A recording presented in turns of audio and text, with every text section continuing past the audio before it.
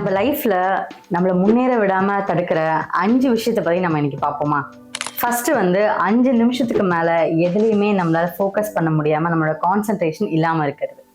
Second thing, டெக்ஸ்ட்டை விட ஒருத்தவங்க கிட்ட நம்ம கம்யூனிகேஷனே மீம்ஸ்ல நம்ம அதிகமா பண்றது.